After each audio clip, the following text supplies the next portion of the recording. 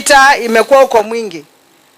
Yangu ni kuuliza the two communities, tafadhali, hii Kenya ni yetu na lazima tukae na amani, na kuuana sio vizuri.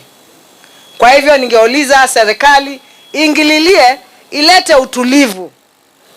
utulivu katika kaunti yetu ya Kitui, ndio watu waweze kukaa na amani.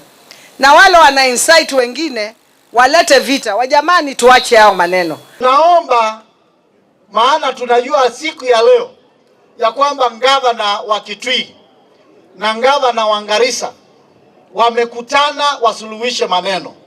Maombi yetu ni wasuluhishe na shida iishe na amani ikue, watu wa Mungu waache kuana na kupigana bure.